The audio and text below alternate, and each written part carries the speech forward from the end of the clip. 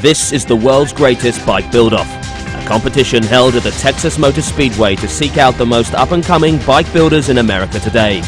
$30,000 is up for grabs, along with the prestigious title of Master Builder. Obviously, since there's a cash prize, it would obviously allow me to do some improvements on the shop and other things that I'd like to do. You know, all money aside, it's seriously going against a lot of great people. I mean, one, to be here is to be a winner. Because out of how many builders are there in the U.S. alone, hey, to be selected amongst this, you're already in a winning category. I already won. I'm here. I'm on the ground with all these guys.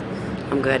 Now to see who's going to be the top three and then get to the top one, digging it. I hope I'm somewhere along that line. I've heard a lot of people say it's the most unique bike here, but I don't know if I agree with that or not because everybody's bike is unique here. But a lot of people like it. It's one of those bikes I think people either going to like it or they're going to hate it because it's definitely different. I've had a lot of people coming up telling me how much they like the bike. And if I'd have to say we had a chance at it, I believe we have one of the better chances at it. But I'm not going to be disappointed if we don't win it because it's just going to be great. Donnie Smith's one of the judges, and I've seen some of the old street chopper covers with him on them and stuff. And some of the parts I use on this are like some of the parts they used to use, so I think it's going to be pretty neat. As final preparations take place, there's just time for a quick final rub-down.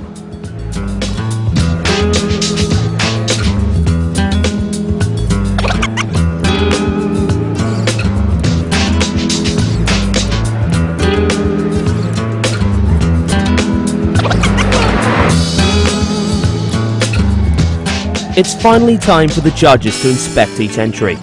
They won't be easily swayed by a fancy paint job, as they are looking at these bikes with an eye for detail, checking out things like the condition of the welds on the frame, complexity of the parts used on the tank fenders, and such like. The detail in the wheels and how they fit into the overall concept of the bike, the fuel, cooling and exhaust system, the wiring of the cables, the finish on the metal, the finish of the paint job, and overall the percentage of custom-built parts that have gone into these bikes.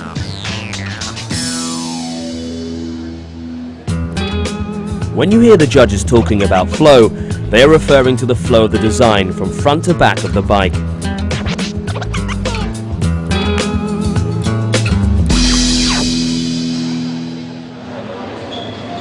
So many shows you come in here, and if you look at them, the higher class bikes, the pipes aren't even black on the inside. They've never even been fired. They're what you call a towing show. You know, we didn't want that. We wanted these guys to show to the world that these bikes are also rideable.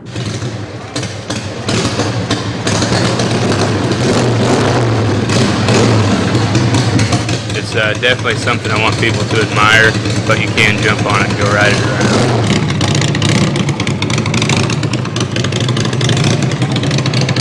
This bike is to handle out on a road, but it's to handle based around what the criteria was it being built. So it's not a 400-mile-a-day type of bike either, but again, it's not your bar hopper either. I'm excited to get to take it around the track. The obstacles might be a little difficult because it is a longer bike.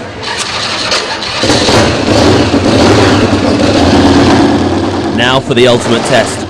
Are these bikes just to look at, or they cut the mustard on the open road?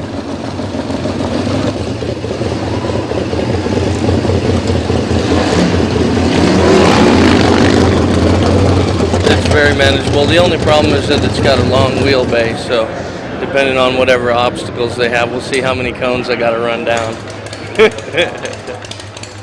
For the competitors, it's an emotional time, as their hard work comes to a head on this one day. Nerves are tense and emotions are running high as they take to the track.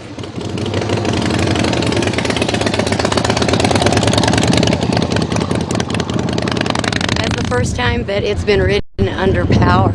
I mean, that's like the first time. It was like, tell me when the judges are done judging. God damn, she runs. It's like giving birth.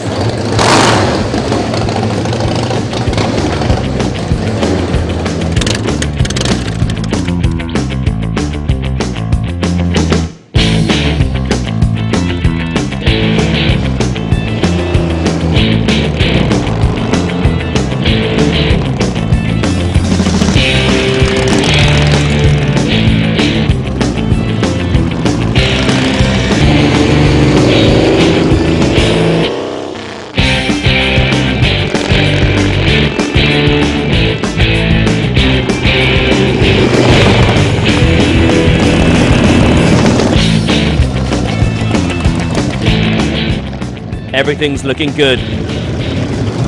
Until disaster strikes for Gypsy.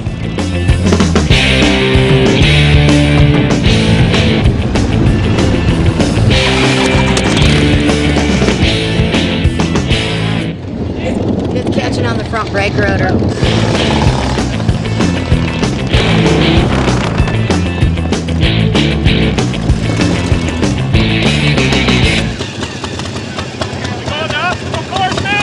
Now we also don't want to make sure that, you know, the people don't say, well, yeah, the bikes do a great job of turning left. Nah, let's put them through a slalom course, a couple of 90-degree turns, you know, maybe a U-turn. You know, want to make sure that the bikes are fully functional and rideable. Bikes also have to be street legal. They have to come with a tail light and a headlight. Track testing over. It's time to head for the obstacle course and see how these babies handle the cones. The competitors are pumped up and are loving the reactions from the gathering crowds.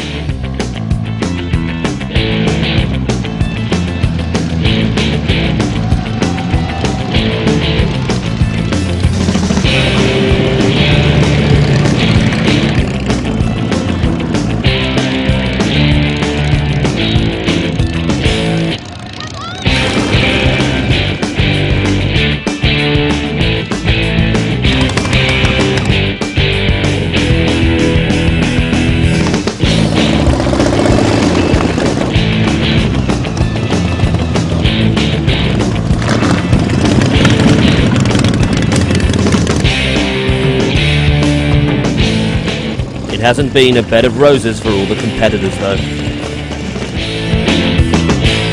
Yeah, it's catching on the front brake rotor and it's just making the front end bounce a little bit.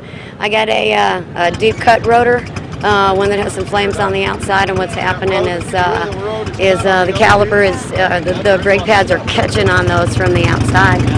But you know, I mean, if I'd had a chance to go ahead and at least get it out and ridden around a little bit, you know, that's something that would have been a minor problem, but just firing it up, you know, right after the regular judging, yeah, that's something that can't be avoided. So, you know, hey, one extra day would have made a difference. You know, 100 things could have made a difference. But you know what? I got out here. There were 8 bikes that got out here on the track.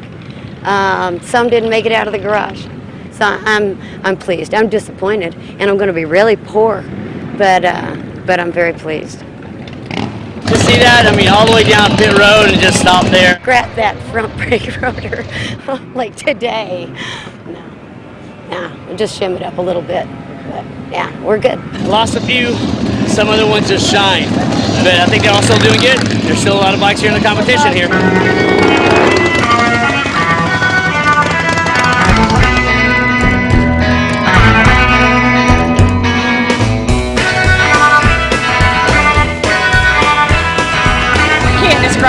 You know, you get goosebumps, and anytime it's your kids especially, you freak out until everything's over.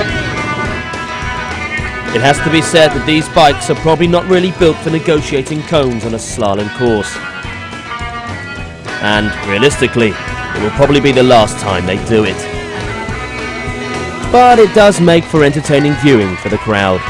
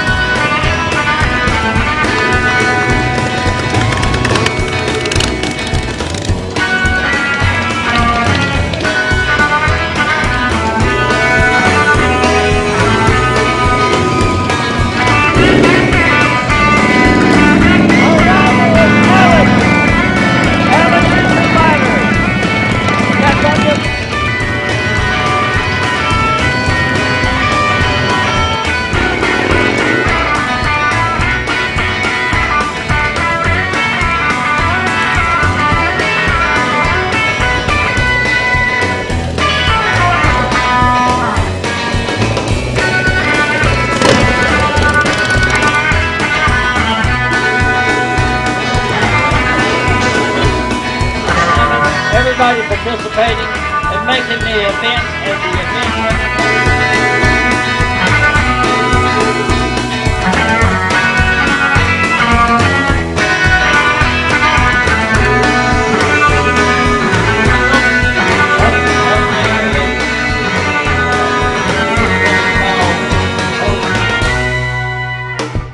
all of this was very, very close. Difference between first place and last place are within few points. Number 3 right now, with the option to come back and build for 2005, Matt Edmondson.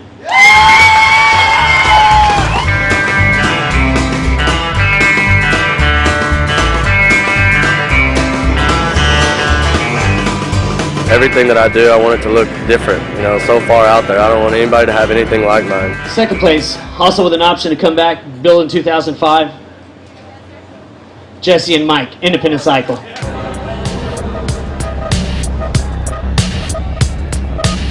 We call our Elegant Racer because it's really clean, it's simple, but it still has a race theme look to it.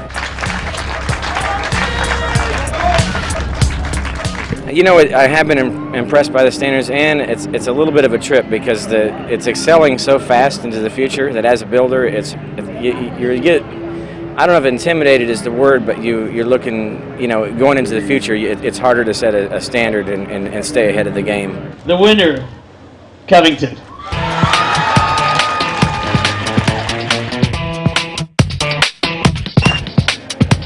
We all put a lot of work in. I put a lot of work in. And I think that I had the style bike that the judges like. He did a nice job. It was a good-looking little bike. Oh, I think it's awesome because now it's got, my son is one of the master builders also, like I am. And there was some great competition and stuff. He laid it out right. He did his homework, and it's perfect. My judging and the deal, they pulled my scorecard for him, so I didn't really have one for him. So I guess I was pretty scared. You know, I don't know if he was or not. You know, I just build another, see how they like, and just keep going. But it's nice to know that they like what I'm doing, so it's good.